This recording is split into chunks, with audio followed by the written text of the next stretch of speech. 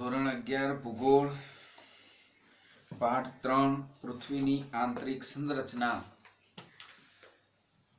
એની થોડીક પુનરાવર્તન રૂપે થોડીક ચર્ચા કરીએ અને પછી એને તમારે પણ પાઠ્યપુસ્તકમાં આ પાઠ વાંચવાનો છે। તો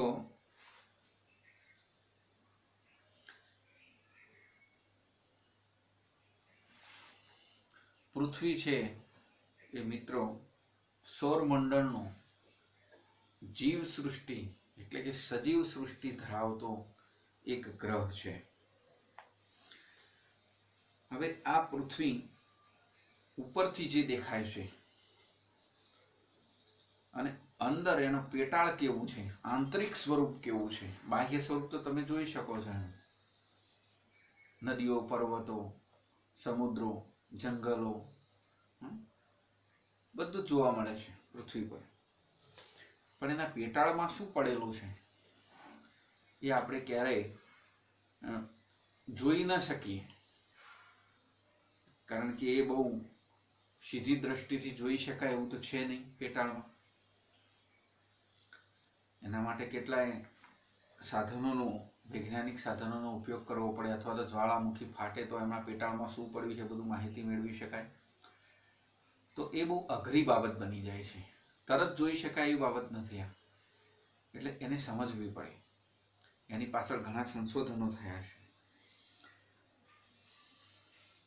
તો ભૂગર્ભની જે જાણકારી છે એના માટે બે મુખ્ય સ્ત્રોત છે, પ્રત્યક્ષ અને પરોક્ષ। પ્રત્યક્ષ જાણકારી એટલે કે આંખ સામે, પ્રતિ વત્તા અક્ષ, આંખોની સામે, નજર સામે જે દેખાય છે એ, તો કે ઊંડી ખાણો છે, પછી ખનિજ તેલ મેળવવા માટે જે ઊંડા સાર પાડેલા છે એ, અને જ્વાળામુખી પ્રસ્ફોટન સમયે જે લાવા બહાર નીકળે છે એ આ બે બાબતોથી આપણે એને પ્રત્યક્ષ જોઈ શકીએ છીએ પૃથ્વીના પેટાળને। અંદર તો ઊંડા ઉતરી શકતા નથી, કારણ કે એમાં પેટાળમાં જે પાણી નીકળે છે એ પણ કેટલું ગરમ હોય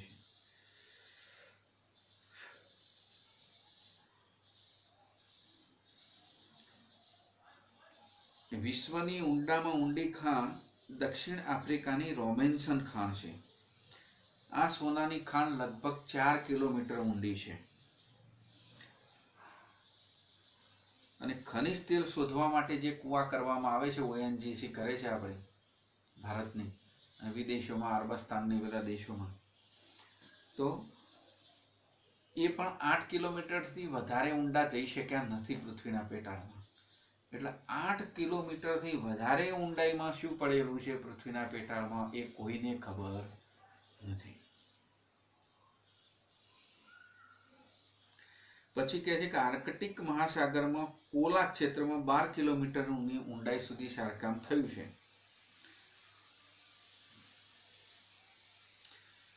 એટલે જોઈએ એવી માહિતી હજી એની આંતરિક સ્વરૂપની, મનુષ્યના બાહ્ય સ્વરૂપને તમે જોઈ શકો, પણ અંદર પેટની અંદર શું પડેલું છે તમે જોવું હોય એટલે વાર લાગે છે, તોડવું પડે છે, ચીરવું પડે છે।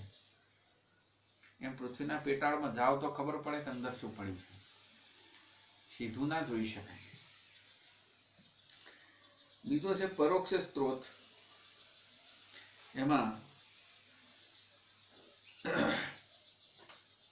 કે ભાઈ ઘનતા, દબાણ, તાપમાન, ઉર્જા, ગુરુત્વાકર્ષણ, ચુંબકીય સર્વેક્ષણ, ભૂકંપીય તરંગો, આ બધા જે ગુણધર્મો છે એના આધારે પૃથ્વીને પરોક્ષ રીતે જોઈ શકાય છે। હવે મિત્રો, પૃથ્વીની આ સપાટી છે એનાથી છેક કેન્દ્રમાં નીચે જઈએ ત્યાં સુધી એના 3 ભાગ પાડ્યા છે। પહેલું કહ્યું એને મૃદાવરણ, બીજું કહ્યું એને મિશ્ર આવરણ, અને ત્રીજું છે ભૂગર્ભ। ભૂગર્ભના તો 2 ભાગ પડ્યા છે, બાહ્ય અને આંતરિક। પણ આ પૃથ્વીનું પૃથ્વીની સપાટી એ મૃદાવરણ, આપણે ફરીએ છીએ પૃથ્વીની સપાટી, પછી આવે છે મિશ્ર આવરણ અને પછી ભૂગર્ભ. આવા 3 સ્ટેપ છે, એક એની પછી એની પછી. મૃદાવરણ છે એ માટીના સ્તરોનું, ખડકોનું બનેલું છે. એને ભૂકવચ પણ કહે છે ને એની જાડાઈ 33 કિલોમીટરની છે.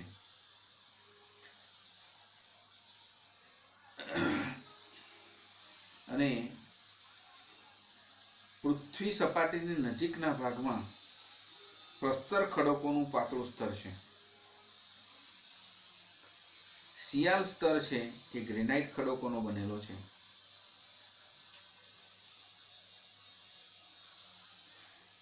અને આ ભૂમિખંડોની રચના શિયાલથી થયેલી મનાય છે. ભૂમિખંડો, પૃથ્વીના જે ટુકડા થયા છે 7, એ શિયાલ સ્તરથી બનેલા છે. ભૂકવચ અને ભૂરસ, બરાબર, એટલે SI + AL બરાબર શિયાલ વધુ માત્રામાં છે. એટલે મૃદાવરણનું ખાસ એક બાબત અગત્યની છે. આ મૃદાવરણ 1000 કિલોમીટરની ઊંડું છે. શિયાલ અને સાયમાના જે સ્તરો મૃદાવરણમાં આવેલા છે એ માનવ સૃષ્ટિ માટે અથવા તો જીવ સૃષ્ટિ માટે ખૂબ અગત્યના છે.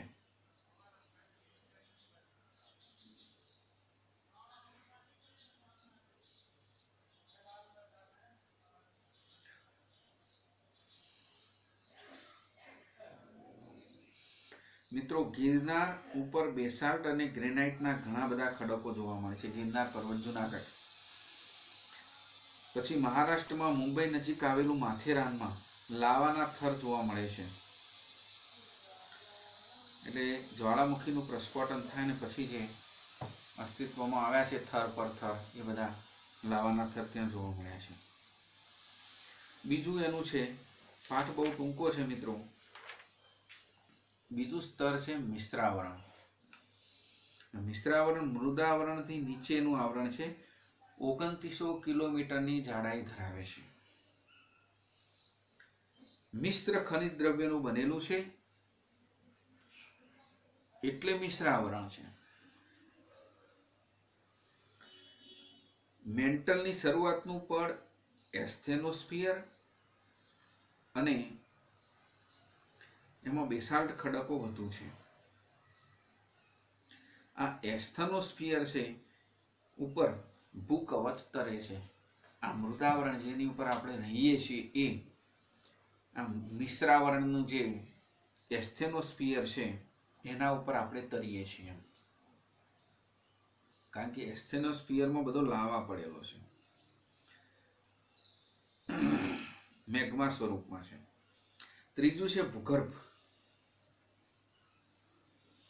મેન્ટલથી પૃથ્વીના કેન્દ્ર સુધીનો વિસ્તાર ભૂગર્ભ તરીકે ઓળખાય છે. કોઈએ જોયો નથી, સમજી લેજો. એટલે ઘણો ઊંડો થયો. છેક પૃથ્વીનું કેન્દ્ર, જ્યાં પૃથ્વી પૂરી થતી છે ત્યાં બરાબર મધ્યમાં. ભૂગર્ભનો વિસ્તાર 2900 કિલોમીટરની ઊંડાઈથી લઈ પૃથ્વીના કેન્દ્ર એટલે કે 6370 કિલોમીટર સુધીનો છે એવું આશરે માપ કાઢ્યું છે. કારણ કે કોઈ માપ કાઢવા ત્યાં ગયું નથી, પણ આશરે લખ્યું છે. જુઓ તમે, એમાં નિકલ અને લોહ ખનિજ દ્રવ્યો મુખ્ય છે. બાહ્ય ભૂગર્ભ, આંતરિક ભૂગર્ભ છે. ભૂગર્ભ બંને પ્રકાર છે એના, અને તરલ અને અર્ધ તરલ અવસ્થામાં છે. તરલ એટલે પ્રવાહી, તરલ અને અર્ધ તરલ અવસ્થામાં છે, કાદવ જેવું. આંતરિક ભૂગર્ભને નિફે કહે છે. અને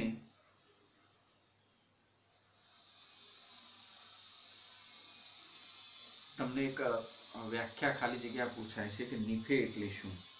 તો આંતરિક ભૂગર્ભ છે, ભૂગર્ભના 2 ભાગ પડેલા, આંતરિક ભૂગર્ભ અને બાહ્ય ભૂગર્ભ. તો અહીંયા બહુ નાનો પાર્ટ છે, પણ પૃથ્વીના જે 3 આવરણો છે, મૃદાવરણ, મિશ્ર આવરણ અને આ ભૂગર્ભ, એ ખૂબ અગત્યનો પ્રશ્ન બને છે. આમાં 3 આવરણો બતાવ્યા છે, સમજાવ્યા છે, એની આંતરિક રચના સમજાવી છે. તો એને આકૃતિ દોરીને તમે સમજાવો, મૃદાવરણ સમજાવો, ભૂગર્ભ સમજાવો, મિશ્ર આવરણ સમજાવો, ગમે તે પ્રશ્ન પૂછવો હોય પૂછી શકે. એટલે એને વાંચવો પડે બરાબર. પછી પૃથ્વીની આંતરિક સ્થિતિને જાણવા માટેનો જે પરોક્ષ અને પ્રત્યક્ષ સ્ત્રોત છે એને પણ સમજાવવાનું પૂછી શકે છે. થોડાક ટૂંકા પ્રશ્નો જોઈએ. પૃથ્વી સપાટીનું જે ઘન આવરણ છે એને મૃદાવરણથી ઓળખવામાં આવે છે. પૃથ્વી સપાટીથી પૃથ્વીનું કેન્દ્ર કેટલા કિલોમીટર ઊંડું છે? તે 6370 કિલોમીટર ઊંડું છે. અહીંયા 6370 કિલોમીટર ઊંડે જાઓ એટલે પૃથ્વીનું કેન્દ્ર આવે. આ માપ આશરે છે, કોઈ માપવા નથી ગયું. વિશ્વની ઊંડામાં ઊંડી ખાણ કઈ અને કયા ખંડમાં છે? કે રોબિન્સન, અને છે આફ્રિકા ખંડમાં. ગુરુત્વાકર્ષણનો સિદ્ધાંત કોણે આપ્યો? બધા જાણીએ છીએ, વર્ષોથી ન્યૂટન. મૃદાવરણની સરેરાશ જાડાઈ કેટલી? 33 કિલોમીટર. સૌરમંડળમાં સજીવ સૃષ્ટિ ધરાવતો ગ્રહ કયો છે? એક જ છે, એ છે પૃથ્વી. બાકીના ગ્રહો ઘણાય છે, તે ઓક્સિજન નથી, એટલે કંઈ જીવ સૃષ્ટિ શક્ય નથી. પછી ખનિજ તેલ શોધવા માટે સૌથી વધુ ઊંડાઈ સુધી સારકામ ક્યાં કરવામાં આવ્યું? તો કહે છે કે આર્કટિક મહાસાગરના કોલા ક્ષેત્રમાં 12 કિલોમીટર સુધી સારકામ કર્યું, એટલે ખોદકામ કર્યું, અંદર બોર કરતા હોય રીતે. એમાંથી કાચું ઓઇલ નીકળે, પેટ્રોલ ડીઝલ બને. ભૂગર્ભની જાણકારી મેળવવા માટેના સ્ત્રોત કેટલા? પ્રત્યક્ષ અને પરોક્ષ, આ બે જ છે. પૃથ્વીની સરેરાશ ઘનતા કેટલી છે? 5.5 ગ્રામ ઘન સેન્ટીમીટર છે. ઉલ્કાઓમાંથી કઈ ધાતુઓ પ્રાપ્ત થાય છે? કે નિકલ અને લોખંડ, આ બે ભારે ધાતુ મળે છે. એમાં ઉલ્કાઓ રાત્રે આપણે જોતા હોય તો આકાશમાં તારો ખરે કે તારો ખર્યો, તારો ના ખરે, ખરે એનું નામ ઉલ્કા. અને બધા ક્યાંય ખેંચાઈ જતા હોય ગુરુત્વાકર્ષણ બળના કારણે, એટલે આપણા ત્યાં પડતા નથી અને આપણને નુકસાન કરતા નથી. ભૂકંપીય મોજાના પ્રકાર કેટલા છે? પ્રાથમિક, દ્વિતીયક અને પૃષ્ઠીય, આ 3 પ્રકારના ભૂકંપીય મોજા છે. ભૂગર્ભના 2 પેટા વિભાગ, તો બાહ્ય ભૂગર્ભ અને આંતરિક ભૂગર્ભ.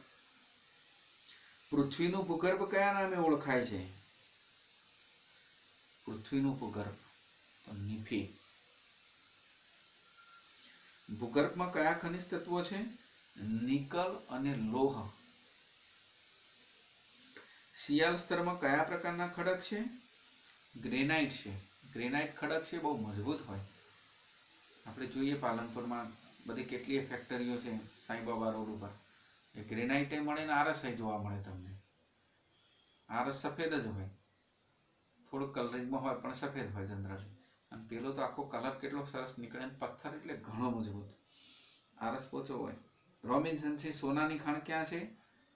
આફ્રિકા ખંડમાં છે, ઊંડામાં ઊંડી. પૃથ્વી સપાટી પરનું આવરણ કયા નામે ઓળખાય છે? ઘન આવરણ કહો, મૃદાવરણ કહો. સ્થાયીમાં સ્તરના કયા પ્રકારના ખડક છે? તો બેસાલ્ટ છે. પછી અહીં કઈ જગ્યાએ લાવાના થર જોવા મળે છે? ઇલોરામાં, અજંતામાં, મહાબળેશ્વરમાં કે પછી માથેરાનમાં? એ મૂળ માથેરાન બધા મુંબઈ બાજુમાં જ છે. માથેરાન લાવાના થર જોવા મળે છે. જો દબાણ વધે તો ઘનતાનું પ્રમાણ વધે. અહીંયા મિત્રો ભૂગર્ભ વિશે ટૂંક નોંધ લખો, એવો પ્રશ્ન તમને પૂછી શકે છે. અને પૃથ્વીની આ જે રચના છે એના 3 સ્વરૂપો બતાવો: મૃદાવરણ, મિશ્રાવરણ અને ભૂગર્ભ. આ 3નો પણ તમારે ઉલ્લેખ કરવો પડે. અને ભૂગર્ભ વિશે સ્પેશિયલ અલગ જ ટૂંકનો તમને પૂછી શકે છે. તો તમારે આટલા પ્રશ્નોને વ્યવસ્થિત ફરીથી એકવાર વાંચી જવા પડે.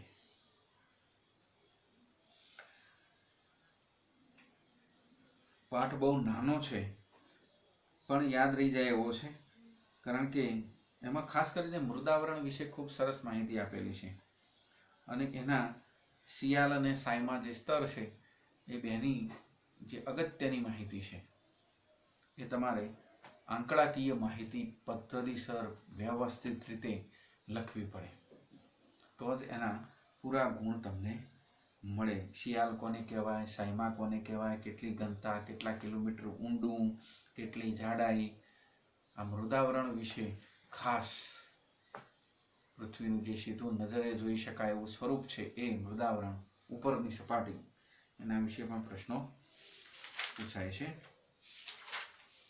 હવે પછી આપણે આગળના પાઠની બીજા તાસમાં ચર્ચા કરીશું.